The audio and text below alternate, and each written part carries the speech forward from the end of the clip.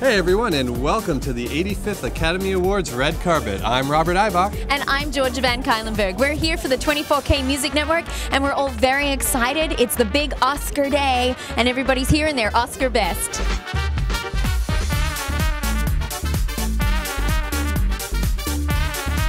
So Georgia, what are you looking forward to most tonight? Well, Robert, I'd have to say, I think my highlight is going to be seeing Kavinjane Wallace on the red carpet. I think she's going to come in like just the youngest nominee ever in the history of the Oscars. I think it's going to be amazing. I'm also really looking forward to the documentary category because that's my personal favorite area, and there's an amazing amount of films. There are just incredible movies nominated this year in that category. And speaking of the documentary category, you attended an Oscar event this week for documentaries. Can you tell us a little bit about what went on there? I did. On Wednesday night down at the Academy, they had the Celebrating the Documentaries night, where they had the shorts, and they showed clips from each short, and then they talked to the directors of each short, and then they also brought out the features and showed clips from the features, and then they had a Q&A, and it was an incredible night, very inspiring. These filmmakers have been nominated numerous times, so they really understand the art of making a documentary film, and it was just an incredible night of conversation and camaraderie. I got that sense that so many people there were documentary filmmakers, and when you look at the documentaries that are actually nominated this year, they make some incredible statements and huge impact if they're really seen by a wide audience. So I'm very excited to see what will happen from tonight. And how about you, Robert? What are you looking forward to the most about today's Oscar broadcast? Well, actually, what I'm looking forward to the most doesn't really have much to do with the Oscars themselves, but I'm a huge James Bond fan, so I'm really excited to see the celebration of the 50 years of James Bond. It seems that there's a lot of homage being played today at the Oscars. If you look behind us, you can see that there's a string of dresses from all the years of the Oscars, so I think we're doing a lot of paying forward and backwards to all the great things that have happened in the Oscars in the last 85 years. We're here at the 85th Academy Awards with David Longoria. Thank you so much. So tell me, David, what is the thing that you are most excited about today's broadcast? You mean in addition to standing here with you on the red carpet? Well, obviously, your second favorite, My second favorite exciting moment. Well, I am a huge James Bond fan, and if they won't let me play him on TV or in the movie, then I at least can enjoy them. So, David, talk to me a little bit about your personal connection with the Oscars and the film business. Well, basically, it's just me sneaking in every year, and it is so hard with that security. You do very well. Surprisingly, connection with music and movies is one of the most important things there is in a movie. Well, of course, next to the acting, the actors, the stars, the marketing, But besides that, campaign posters, the direction, and the script. But other than that, the music is sort of important to it. And we do have some songs that are coming into movies this next year, so next year's Oscars should be exciting for us. So, David, talk to me for a second about the highlights for you music-wise in the movies. I know there's Les Miserables, which is a musical, but talk to me about some of the other musical highlights. Well, I think that I would probably pick out Les Mis as the musical highlight, even though there are several pictures this year that had really nice music in them, and of course, so much of it is to be expected by the usual people who do great music in movies. But Les Mis is kind of unusual in that it's so dark and the music is so haunting. I hope it does pretty well, and there are a lot of other great movies out there this year. Well, David, it has been amazing chatting with you here on the red carpet. I know you've got to get in there. It's a big night ahead, but thank you for taking the time to talk to us. It's my pleasure, and I want you to know, keep rooting for me, because it's never been done before that someone could actually win an Academy Award without having been nominated. I'm rooting for you. 2013, the unnominated winner. Thank you.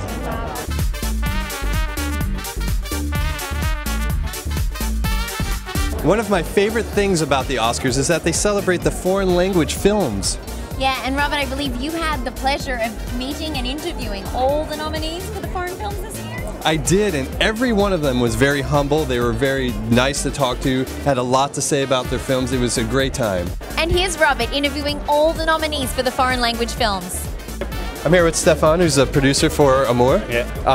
Now, how do you feel being nominated for so many Academy Awards this year? Foreign films generally don't get as many nominations as you guys did get. It's an incredible honor and a complete surprise, because if you've seen the movie, it's a movie about love, but of course it's a movie about the end of life and staying together and keep being in touch, and the couple is staying together, and that the 6,000 Academy members were able to understand this.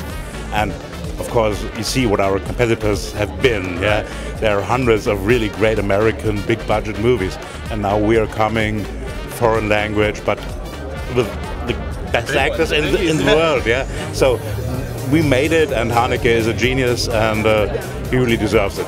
And as a producer, what made you decide that this is the film that we want to invest our time in and really make? Haneke gave us the script, and in the end, everyone who has the chance to read the script was crying in the end. And we never had to ask two people to join our party. Yeah, always the first one says yes. We're going to finance it, we're going to help you, we're going to support you. This was really great. And then the Academy followed. 6,000 Academy members said, yeah, we want to be part of this game. Now, what inspired you to make the movie? It's actually a very famous true story back in Denmark. So I've known about this story since I was a kid. And I thought, why had nobody ever done it? And I guess I just said, let's try and do it. And your experience with the Academy Awards now, I know that there were several levels that you guys went through, several voting stages.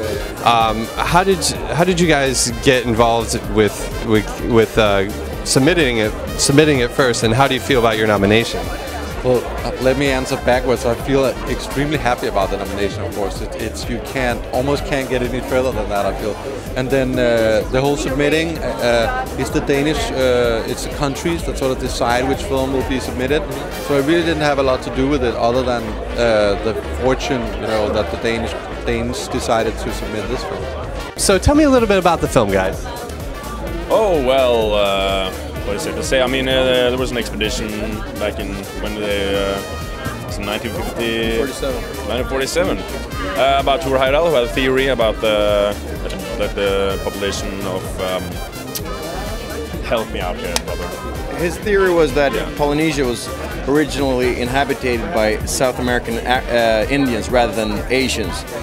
And to prove his point, he had a theory that they'd sailed from South America to Polynesia on balsa wood rafts, and nobody took him seriously. And to prove his point, he actually set off and did this journey himself. So he proved that it could be done. Unfortunately, he was wrong, because now, through DNA analysis, you can see that they actually were inhabited by Asians originally. Can you tell me a little bit about the film? Yeah, it's a film about a young child soldier that's abducted by the rebels. It's set in Congo, let's say sub-Saharan Africa, and we follow her story until she's 12, until she's 14, and she's actually telling us her story to her unborn child. She's pregnant, so we really see her story through her eyes. And she goes through very difficult times, of course. As a child soldier, she's just go through war, and she's living through very difficult things. But it's a story of hope. It's a story of redemption. There's a love story. She meets a young child soldier as well. That's called the Magician, and they have they try to find some humanity in these very troubled times. And at the end, also there's hope, because we wanted to show that even with all these tragedies around here, that people can find hope. When did you guys actually arrive in Hollywood? Yesterday. Yesterday? Oh wow, so it's been a whirlwind so far. Yeah, we are so, with a big jet lag on, but we are so happy. Well, I want to congratulate you guys on your nomination, and is Chile like other countries where you submit to the country and then they choose what film goes to the Academy? Yes. Every year each country chooses a movie. There are hundreds, and then you go to the short list that are 9 movies, and then you get to the 5.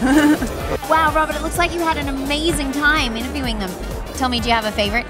I think Amour is my favorite, and I'm really looking forward to seeing if they're going to take home any of the big prizes tonight. Yeah, it is an incredible movie.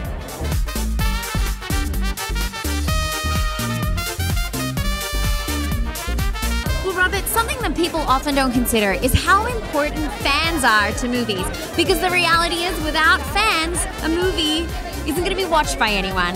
And today is a perfect example of how much people come out and support movies. I agree with you completely, Georgia. In fact, as everyone can see on our screen, we are giving shout-outs to our Twitter fans all over the world. Thank you so much for following us, guys. Well, everyone, I'm super excited to be back here with my favorite person at the Oscars every year. Oscar, I've missed you. How are you? I agree. I think you've really trimmed down this year. I can notice it in the sides here. You're looking fantastic. Is this a new shine job? Oh, amazing. Yeah, I think they did a great job. Thank you for that shout out. Now tell me, Oscar, the big question everyone's talking about, who are you rooting for best sound editing?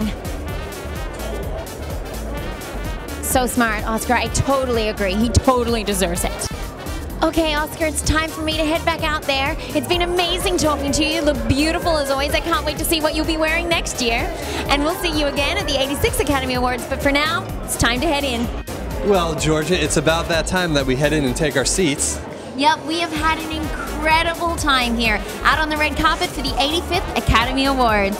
Thank you guys so much for tuning in with the 24K Music Network. I'm Robert Eibach. And I'm Georgia Van Kuylenberg. Enjoy the show.